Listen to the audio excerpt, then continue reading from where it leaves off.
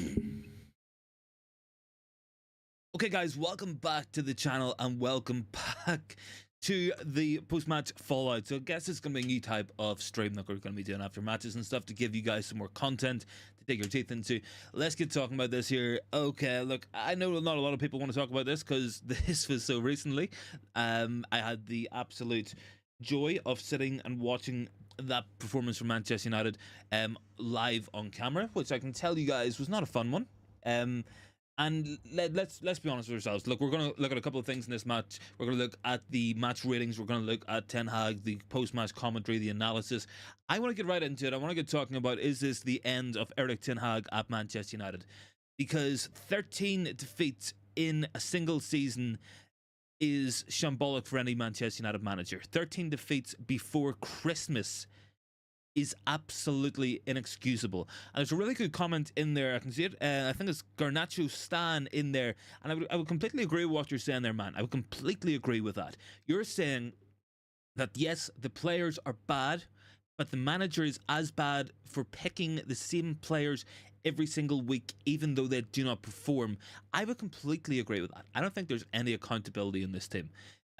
Where's the accountability for McTominay going missing again? Where's the accountability for Højlund having 17 touches because nobody passes the guy the ball? Where is the accountability for that Anana mistake? Where is the accountability for any of the perceived good play that we're meant to be having? This is meant to be a team last year that finished third and won a trophy.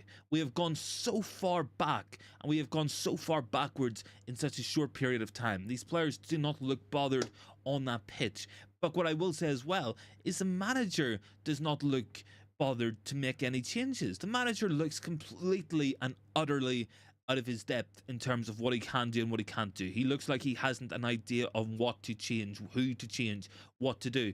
I can tell you now, looking at that team, because we've seen this, we have played 18 Premier League matches now. We have played 6 matches in the Champions League, and we have played 2 matches in the Carabao Cup. And in those matches, every single time when we play Scott McTominay and Bruno Fernandes, we have no midfield because McTominay wants to be a striker and Bruno ends up having to either drop deep where he's not going to be able to do anything and gives the ball away, or he's going to end up getting frustrated and start running about the top of the pitch. Either way we look at it, no matter who we pick out of those 2 midfielders, we are not going to be able to put a proper midfield performance in. We will get counter-attacked on, we will lose the ball, we will be poor, and this happens every single time.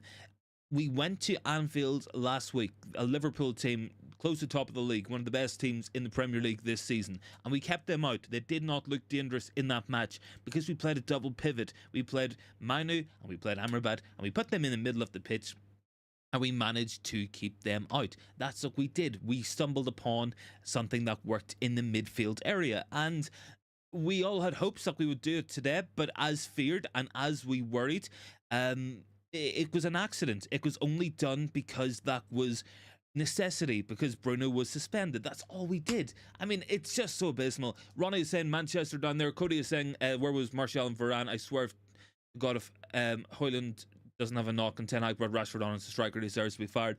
I mean, that in itself is ridiculous. Marcus Rashford looks like a player so unwilling to be at Manchester United right now. He looks so uninterested. He has no desire to be at our club whatsoever. And we're taking Højlund off. Højlund goes on and he runs around that pitch for a full, however long he's out there, full 90 or 60 minutes, whatever. He's out there running as hard as he can, and he gets no service whatsoever. Rasmus Højlund has received the least amount of passes out of any Premier League striker all season long. Like, this is what we're dealing with. And the player with the second fewest passes received is Anthony Martial. So basically, everybody who plays centre forward for us, everyone who plays at striker, does not get the ball. And the reason they don't get it is because Scott McTominay is behind them. He can't find them. Garnacho is more interested in shooting and running with the ball. And Anthony is just Anthony. He's just an absolute waste of time. So these are the concerns. And look, I love Garnacho. I think there's a real good player in there. But at times, he is frustrating. And at times, it hasn't been good enough from him this season. And I don't think he was particularly good today. We just look so vulnerable every single time. We build up with 1 defensive midfielder when everybody else plays with 2. We don't have a pivot, we don't have a base, we don't have an idea on what we're looking to do. The stats are coming out.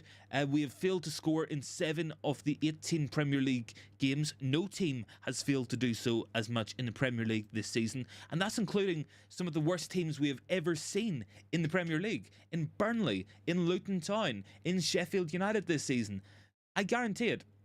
Right now, if Everton did not have a 10-point deduction, they would be ahead of Manchester United. And I guarantee that if we keep going at this rate of going, Everton will finish above us this season. Sean Dyche's Everton will finish above us. Guys, drop a like on the video if you can. Would be massively appreciated.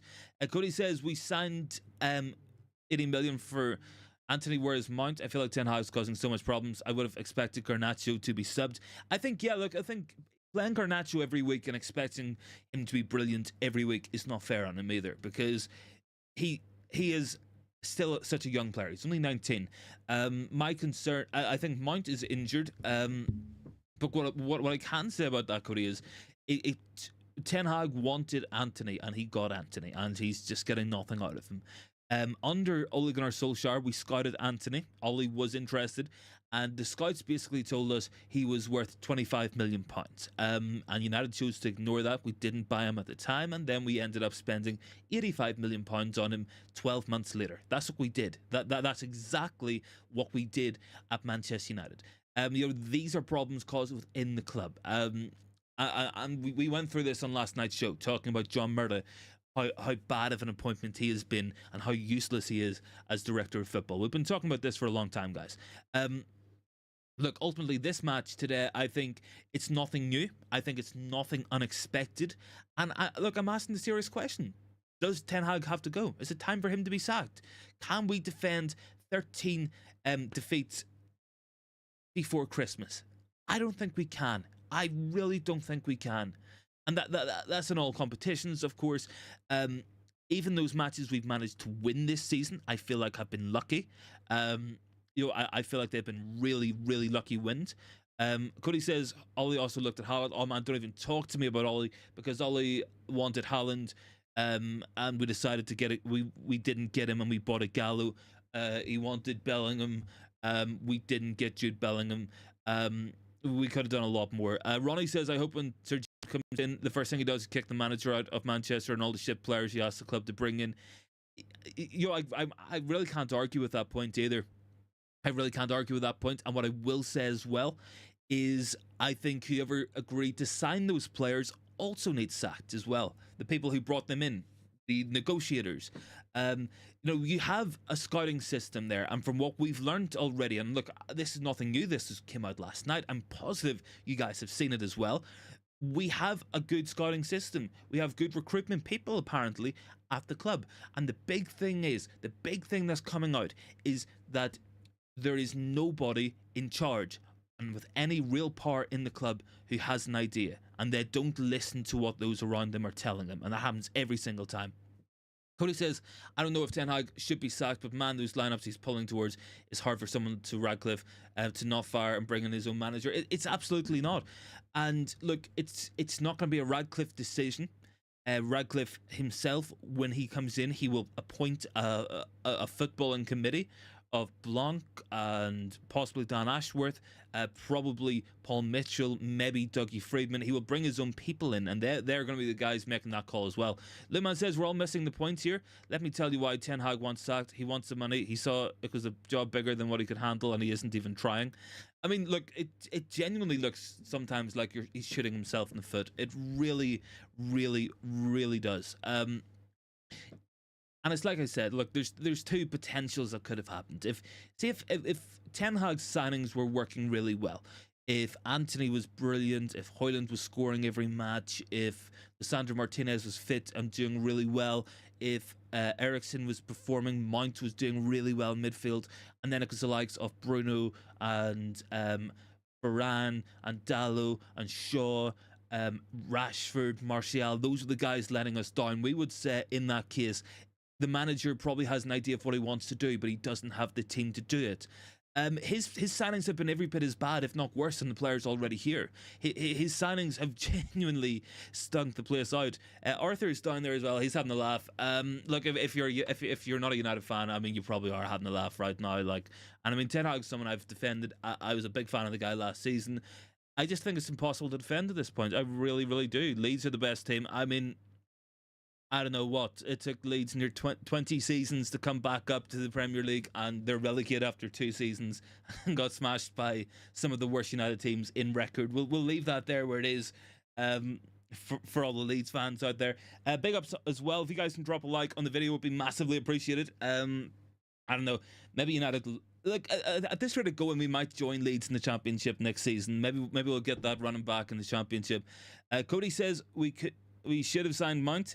I know Nana, De Gea agreed to a huge pay cut. We could have used 100 million to fix the pathetic midfield and centre back situation. I mean, look what we could have done. We had the money if we actually negotiated properly, because by all accounts we were meant to spend about £90 million getting Højlund and Mount combined, and then after that there we were to take that there and use the spare money to buy Kim Min-jae. We didn't do any of that. Atalanta would have accepted 50 million for Højlund, and we offered 60 million, and then they started laughing, and then they decided to go and spend lots more money. We could have got Mason Mount on a free. We probably should have waited, because he just literally has done nothing for us. Leman says Ten Hag isn't even trying with the in-game management. It says it all. Either he's clueless or he's deliberately doing nothing. I don't know if he's deliberately doing nothing. I don't know if he's deliberately doing it either. I really don't know. I really don't know, guys. I mean, it's just such a frustration. Like, I mean, I'm not going to sit here and have a big meltdown, because it's nothing new to me. It's nothing I haven't seen before with this team, and it's nothing I won't see again, probably. But it's just such a massive frustration when we see this every single time. We see this every week. It's constantly the same teams. It's constantly the same players out there. And there's just no accountability for it. I mean, there's literally nothing, guys. I mean, when McTominay thinks he joined out and plays 7 passes in a match, he just starts the next match. When Anthony hasn't used his right foot in 5 matches, nothing happens. Tell your manager to wash his coat, bet he washes in bed. I don't know, man.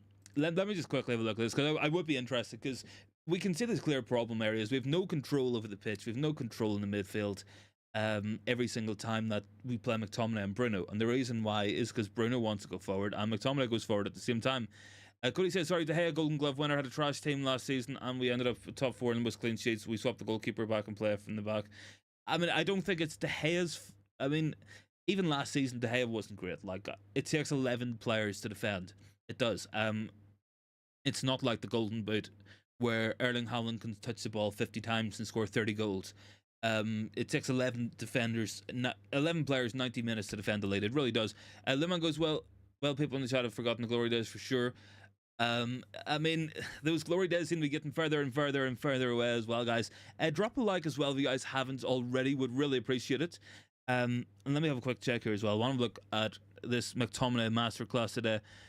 He had 31 passes. That's a lot for Scott McTominay. A lot, but most of his passes picked up in and around the right channel. I mean, it's not... I would be curious to know how many touches he got in the box. I mean, that could be an interesting one. Really not a lot, and you're looking at a box-crashing midfielder there, someone whose job it is to get on the end of things in the penalty box, and he's just not doing it either. Thanks very much, guys, for 10 likes as well. Much appreciated. Only takes a second. If you guys could hit like and subscribe, would massively appreciate that. Let me see if some of the quotes coming out. I'm sure Ten Hag saying that they've had a good performance today. 43 votes in that poll as well. 63% are saying Ten Hag should be sacked. 37 saying no. It's just getting like inexcusable. It's been this way for a long time. It's really not. I mean, Luke Shaw has said we're not creating enough, we're not clinical. That's true. What is Le Mans saying? This one, Nana, is heights. The positive is he late for AFCON. Let's see Bayern Der. Yeah, look, we'll see Bayern Der play for 2 matches, I think, in January. We only play twice. We play Wigan, we play Tottenham, so we'll see bits of him. Cody says Luke Shaw in the post-match interview looks so depressed. Yeah, I mean, Luke Shaw actually played really well today, I thought. I thought he probably should have done better for the Bowen goal, but going forward, he was probably our best player. And you're talking about a left back there. Um, Anthony and Garnacho. Here we go. This is the stat you guys have been waiting for. Anthony and Garnacho, between them, played a combined one pass to Rasmus Højlund. One pass from the wide players. Absolutely fantastic there from Anthony and from Garnacho. Brilliant. One pass. There we go. That's all we got for him. One pass from the wide players to Rasmus Højlund. You guys have been waiting for it. I've been waiting for it. I think we'll make this a running thing as well. If Højlund ever gets more than two passes from Anthony and Garnacho, maybe I'll make a donation to charity or something. That's what we'll do. Or we'll do something like that. Maybe that's what we can do to work it out. One pass to him as well. I don't know. I really don't know. Scott McTominay has played full 90 minutes in the last 13 matches. I'm asking the question, has there ever been a player shunned for an entire season who should have been sold and then becomes untouchable in the starting 11, even when their style of play is not improved? Luman says, both my teams, Spurs and Everton, playing each other. Cody says, let's be honest, Onana's a big boy. Can't seem to rush towards Bowen. He just falls over. Sorry, his goalkeeper's pathetic. Don't know how people appreciate him. I mean, he should have done a lot better. He really, really, really should have. I would agree with that as well. I think Shaw should have done better in the first place. Bruno just let the ball run past him to Paquetá in the first place as well. So, I mean, issues across the pitch, issues across the entire pitch, and just such a big concern. Honestly, like, it is such a concern when I watch it because it doesn't look like we want to improve it. It doesn't look like we want to fix it. It really, I don't know. Bourne is done there. United should stay away from football for a season because everything doesn't make sense. I really don't know, man. I don't know. This Merry Christmas to everybody. Merry Christmas from Manchester United. This is their Christmas offering for us. I don't expect much more on Boxing Day there on the 26th because we play Aston Villa, and they'll probably beat us quite handily at Old Trafford as well. Guys, drop a like on that video. We're on 9 likes now. We've got 40 people in here, so can we get up maybe to 20 likes? Would be massively appreciated. Only takes 1 second as well.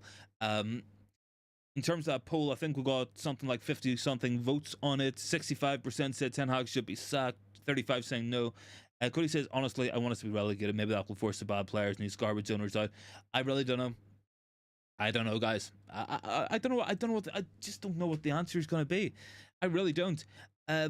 It's looking increasingly likely every week that it's not going to be Erik Ten Hag, and I mean, at this rate of going, it's probably his own fault, and he probably deserves to get sacked. You cannot lose 13 matches before that. Cody says, I live in Seattle and I woke up at 4 a.m. for this stupid game. Oh man, I feel bad. Like, honestly, I really do.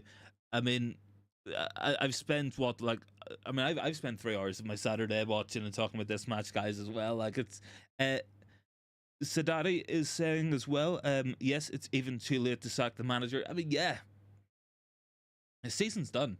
Like, the season is done.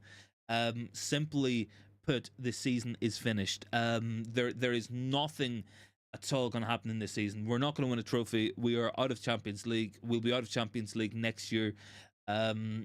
It's just another massive frustration, guys. It really, really is. If you guys could drop a like, and if you guys are new as well, please consider hitting that sub button. Getting really close to 2,100 subs on the channel, so appreciate all the support as well. Obviously, not been a fantastic match for us today. Not been a particularly good season. This year, had a much better time last year. Truth be told, can we go back to February? Can we go back to the Carabao Cup final? I don't know. Because that was the last time this team actually felt like it was going somewhere with this manager, like we were going to do something as well. Big ups and 10 likes as well.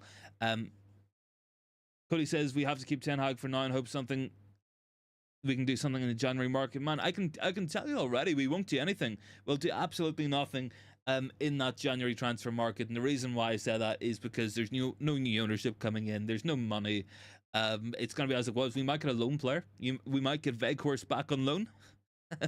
we take Veghorst back. I don't know, guys.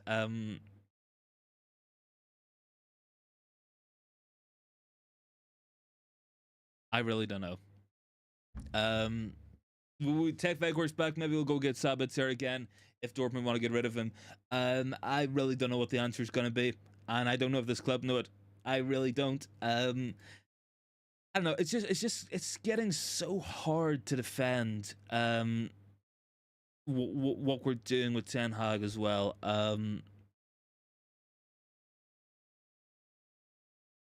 Should, like, the midfield selection was all wrong. I had a bad feeling from the first minute. From as soon as I seen the lineup, I just knew we would struggle to get on the ball as well. I just knew we would struggle to play the ball forward and move it. I'm positive Johnny Evans and Cambuala had the most passes and the most touches of our outfield players. Onana touched the ball a lot. Luke Shaw, Wan-Bissaka didn't really do much either. Didn't really make much of a case for him starting over Dallo on a more regular basis today either. So I don't know, guys. I mean, it just feels like another one of those massively frustrating days as a Manchester United fan. It just feels like another one of those days where we're left scratching our heads, wondering where do we go next. And we've had far too many of them this season. Garnacho Stan says like, comment, and sub. Yes, guys, if you could, that would be appreciated. No obligation, no expectation, of course, but would really appreciate it. Especially for the channel as well, growing nicely. Hopefully gonna have a very, very big year as well next year. Got lots of content coming up and lots of improvements coming as well, so I'm looking forward to that one. Who we got as well? Let me just quickly hop on the studio. Cody says, can we talk about Evans slamming the ball back at Onana? Yeah, I mean, look, there was a couple of times between Evans and Onana. There was one where Onana came out for the ball and it was just kicked away by Johnny Evans. That was one. Borna said, think Ten Hag looking a way out. I mean, maybe. Jason is down there. Fans calling for the manager to be sacked are also part of the problem, because whoever comes in, the next manager just knows back to square one. Yeah, look, I agree with that as well. I've been saying this for a long time on the channel as well, that just sacking the manager and expecting it all to work out and expecting it all to be okay, it's not going to work either. I think personally, it's getting really hard to defend the manager, and I think he will pay the price with his job, because I think he will continue to persist with it despite results, despite performances, and I think he'll stick with it, and I think that will cost him his job. I just hope whoever comes in next, because I think there will be a next manager after Ten Hag, under this new ownership, that there can be a much better plan. Ten Hag might have been the right guy at the wrong time. He might be the wrong guy at the wrong time as well. Anything is possible. I just think at the minute there's just no progress and no process that kind of points towards us going in the right direction. And even when Arsenal finished eighth place under Arteta and then finished fourth, I think, and then they finished second, even in those two seasons where they finished eighth and they lost a lot of matches, you could see the process, you could see what they were building towards. Jurgen Klopp in his first season finished in 8th place. You could see what he was building towards. Pep in his first season barely scraped 4th place at Man City. You can see what they're trying to build. And look, I'm not going to take the easy option and say, look, look what Big Ange is doing at Tottenham Hotspur, because you couldn't do that with these group of players, because they don't want to run, they don't want to work, and they don't want to play in that manner. That much is abundantly clear. But I think really there's just a lack of signs of progress, and it looks like we're getting worse instead of better. And it's like I said, if Ten Hag signings were doing really well, we would probably be able to point at it and say, give him more time to build a full team, and it might end up working out okay for us. We might be able to say, let's see what happens if he gets some more time. But I'm just not seeing the results on the pitch. I'm not seeing the performances. I'm not seeing competent decision making by the manager at this moment in time, and it's really it's difficult to watch. Like, it does, because it looks like on one hand we got all these problems, and a lot of us are saying this could be a solution: play a double pivot, take McTominay out of the team, maybe put Dallo back in, put Varane back in, try to change things up in the wide areas, take Anthony out of the team, play more passes to Højlund, maybe try to get him involved, put Bruno further up the pitch, look for more control, look to try to stop the counterattacks. And we don't seem to be doing any of that. I remember match day 1 against Wolves. Wolves should have beat us that day. They ran through us so many times with Lamina, with Cunha as well in that match. Was really, really good. And I think I can't remember. He went to City. I can't remember his name. But really, those players kind of just ran through us time and time and time again. And the warning signs were there. And And Tottenham Hotspur did it to us the next week. And we could have said at some point, you've got to change this up. There's no balance in that midfield. There's no structure. There's no security. But we've never done any of it. We never did any of that. And that's a massive concern of mine, is that we can see the problems there. Last season, he fixed the problems. He tried to play a style of football and he moved away from it to play a more pragmatic style of football, got his 3rd place and won us a trophy. This year, he seems dead set on playing a style of football that isn't his style, isn't what these players are best at, so I don't know why we're persisting with it. We start and play every single match like we are looking for a goal with 5 minutes left, lumping the ball long, no structure in the midfield, players just popping up everywhere. It's just such an absolute... That for me is a manager issue. I think the level of performance from the players, you always have to come back to it as well. Because they got Oli sacked, they got Jose sacked, they got Van Gaal sacked, and they'll probably sack Ten Hag at this rate. I think the manager's got problems, I think the players have problems, and I think there's big problems above, in terms of the board, in terms of decision makers, and I think all that's got to improve. I don't think it's just a single issue we can point towards Erik Ten Hag and say it's completely the manager's fault, but he has to do better. He has to do better. Cody says he bought Mount for the position McTominay is in, or will Ten Hag do the right thing and send Mount to the right, where he actually shine at Chelsea? I'm not sure. I don't know what the plan is. Mount's barely played as well. 20 Legend said it's not a problem with the manager. Ten Hag is not the problem. We have injuries and lack depth. He tried to sell McTominay last summer with no other options. We have some options. We could have went Amrabat and Manu and put Bruno ahead of them, had some solidity in there, and put Bruno in his best position. That might have worked. We could have put Eriksen in there. It might have worked. I think there's definitely arguments to be made about the lack of depth and injuries and illnesses and the amount of players missing. Yeah, of course there is. Absolutely. You know, that is a massive part of it as well. But I just think, all things considered, managers got to do better. Players have to do a hell of a lot better, and we need better from above. And I don't know how it changes. I really don't. I think it has to start at the top. I think it has to work its way down. Cody says 100% agree with the statement. Ten Hag is dead in the water from bad player attitudes, a terrible management above, and ownership sucks as a fan. Yeah, look, he's kind of a sitting duck at the minute. He's kind of stuck in the middle of a group of players underneath him who have quit several times from different managers, and he's got a board above him who will happily kick him out, or would have done in the past, who just don't know what they're doing. They're just clueless in every conceivable way. So yeah, he's in a bad position. It's kind of a poison chalice, this job. It's kind of the type of job where maybe no manager can succeed at this moment in time, and maybe we're safer sticking with Ten Hag until his takeover is done, and then a new idea comes in, and a new plan, and a new motion with a new ownership and new directors who will have much more of an idea of what they want and what they're going to do and how they're going to do it. I mean, maybe you're safer sticking with it. Does Ten Hag have to pay with his job at the minute? I think he's got to have accountability. I think there has to be accountability, because to be frank, it hasn't been good enough. But we have massive problems, massive problems. Cody says, I think Eriksen would have been fantastic, mainly because West Ham played so passive 90% of the match, and Christian could have picked him apart.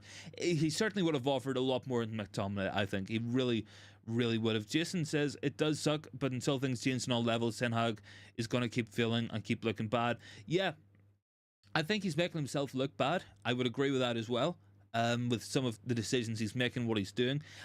I think patience is wearing thin. I think patience is really wearing thin with the fan base, because I just think we've seen this so many times, guys, and we've just been there, done that, and we've suffered this season, we've suffered before, but it is a shocking amount of losses, and if it wasn't for the takeover, and if it wasn't for everything that's meant to be going on there, I think that you probably see a change in management. I can't abide playing Anthony and Garnacho every match without any kind of accountability. I can't abide playing Scott McTominay every single match he's played. He's played and completed the last 13 matches in the Premier League.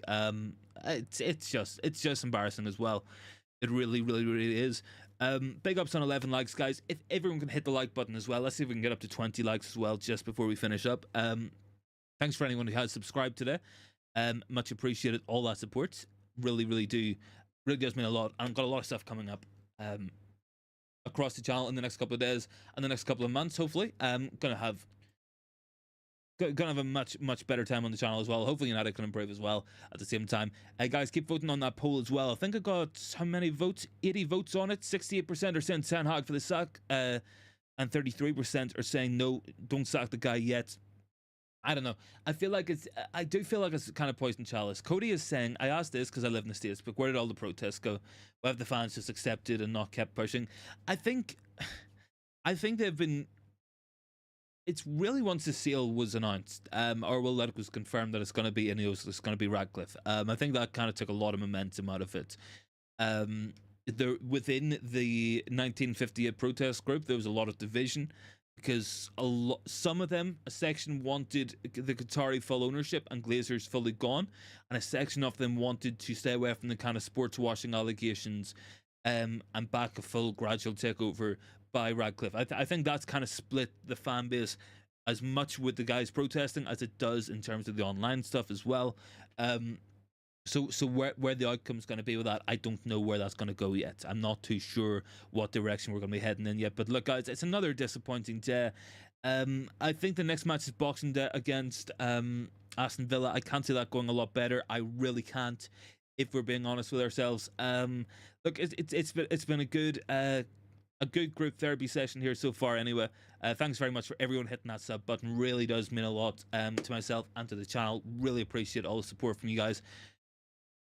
Cody says, I was at the Tampa Bucks game in South the Glazers. I mean, a group of fans were chucking beers at them. That's good, man. You know, absolutely. Like, this is the difference. The Glazer family are investors of Manchester United, but they're the owners of the Bucks. You know, they care about the Bucks. They don't care about this team. And you know, what we're seeing now is the end product of nearly 20 years of just negligence at all levels. It's hard to see the way out. It's hard to see where we're going to go from here. I really don't know. Ten Hag's been speaking to the media. I'm gonna lose my hair now, like, because this is what just pisses me off as well. Ten Hag has said, and you guys are gonna love this here, I think it was a decent 72 minutes where we didn't take our chances. We should have had the lead and we didn't, and it was one moment of switching off that cost us. Let's be honest with ourselves, it wasn't that. We weren't good enough for 72 minutes, and then it just turned to utter shit. That's what happened. Yes, look, we should have scored. Garnacho should have scored. Absolutely should have scored, but he didn't. But really, we should be making more chances in the match. We should be having more than just 1 minute. Ghani is down there, those still blaming injuries and lack of signings when average teams running us down week in, week out. We have no style whatsoever, and we're not improving after 400 million spent. I would agree with that, Ghani, as well. Good point by yourself there.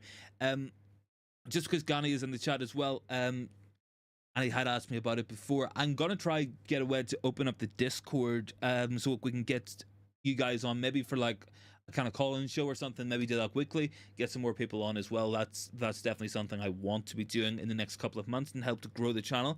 So the Discord link is in the bio if you guys want to join that. It's been fairly quiet, but admittedly I'm going to try post more in it as well. There's some good guys in there, Big T, Hot Fuzz as well. Hot Fuzz as well, who you will see in the comments sometimes. You'll see him on the Discord. He's a real good guy. He's got his own channel going, so definitely check that out if you do see him. Ten Hag says we can't feel sorry for ourselves at Man United. Everyone has to take responsibility. There are reasons to it. We have so many injuries. Team would be better if the injured ones return. We have to be calm, stick together, and stick to the plan. My concern is that there is no plan, and we've been shit really from the Carabao Cup final. That's my big concern with that, and I can't see that improving. I really can't.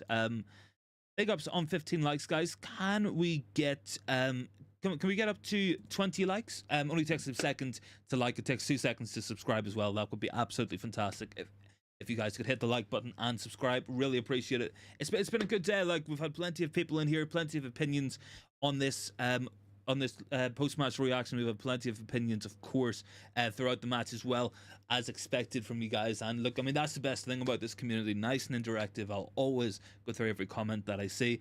I really do appreciate it. But I mean, truth be told, guys, it's another disappointing day. It's another day where we look completely devoid of ideas, completely devoid of what we're meant to be doing. And it is getting harder to defend. I think we as a fan base know that the players have been an issue for a long time under many different managers, under a lot of different coaches. And a lot of them have been there too long without any responsibility. But at the same time, it's also the manager picking the team as well. I think it's interesting. I seen in the article written yesterday by Laurie Whipwell, it was a really good article, really some informative stuff in there, and really shed a light on a lot of stuff. A lot of it was very shocking. But one thing he did say, and I think this might be symptomatic, is Ten Hag feels like he doesn't have a lot of allies within the club. He feels like he doesn't have a lot of support within that team. And he mostly sticks to his own group. It's himself, it's Mitchell van der Gaag, and it might be Steve McLaren. I feel like he needs.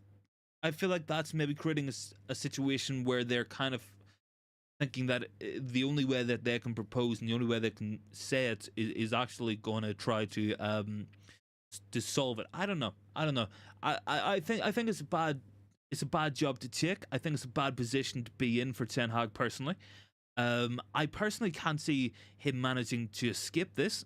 If I'm being 100% honest with you guys, and the reason why I say that is because I just can't see how he's going to get around this, how he's going to find himself in a better position to take steps towards doing it, because he would have done it by now, is what I'm saying.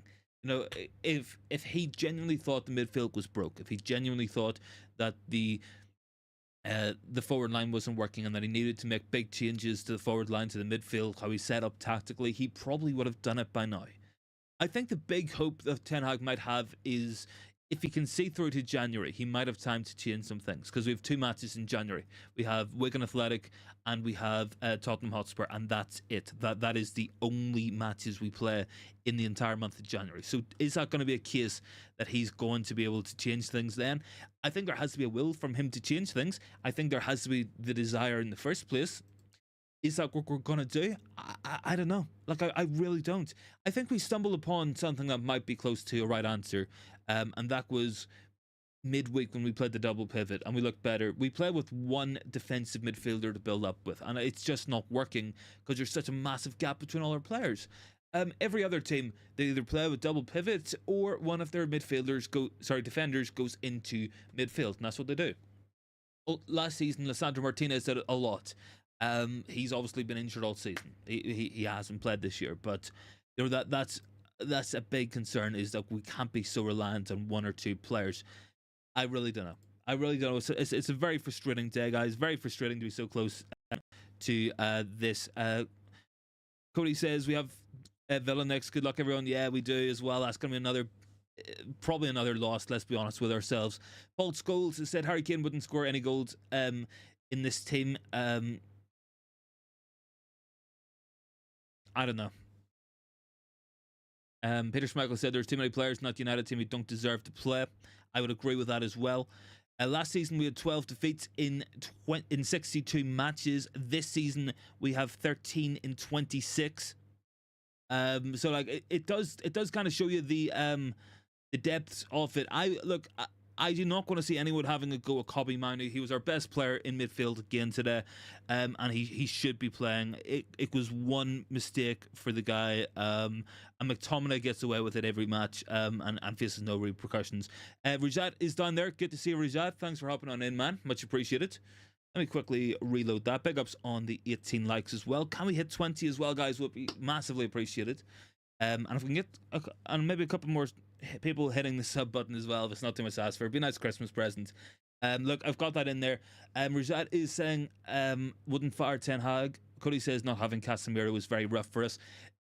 Not having Casemiro of last season, because I think even when I think even when Casemiro played this season, he wasn't particularly good either. He looked exposed. He looked slow at times.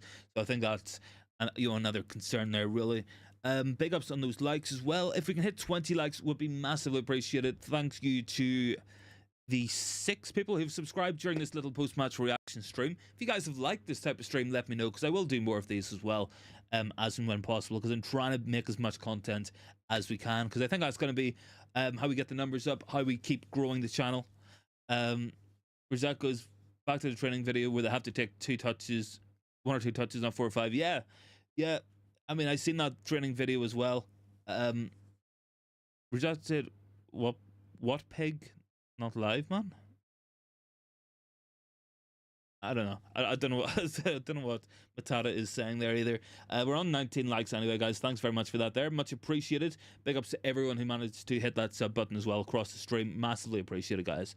And yeah, look, we're getting close to 2,100 subs. Hopefully next year, I think we're going to set a target, maybe 5k. Try to get 5k by the end of next year. See how the channel's going by then. We'll see where we're going anyway. Gonna be a lot more content coming up. Do promise that there one as well. I'll maybe put a little poll or something up as well. See what you guys think. Maybe we can agree on it, or maybe we can look at it and say, yeah, if we make some scouting videos, some preview videos and stuff like that during the week as well.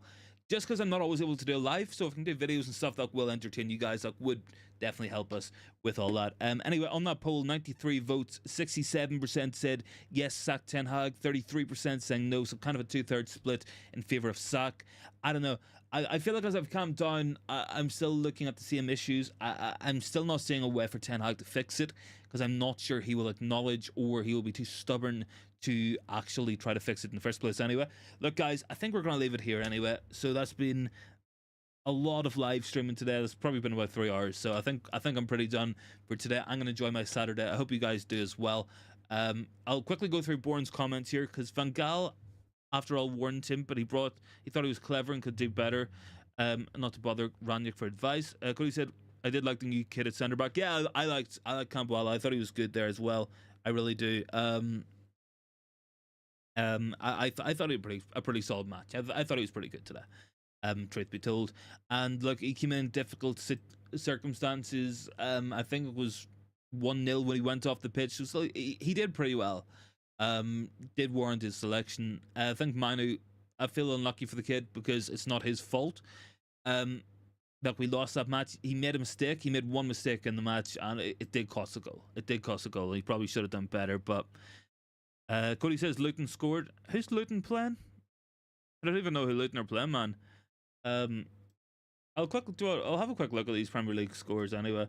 Everton been beat 2-0 by Tottenham. Yeah, I could have seen that one coming as well. Forest under 10 men. I think Luton are beating Newcastle, are they? Yeah, they have. Andros Townsend just scored. I think Andros Townsend once played for Luton as well. Look, guys, thanks so much for joining in anyway. Been nice to do an extra little stream today. Might do these more often as well. So if you guys want to go check out Hot Fuzz, if he is live as well, he's a good guy as well. Good guy, big supporter of the channel. So guys, thanks so much for watching, and I'll catch everyone in the next one.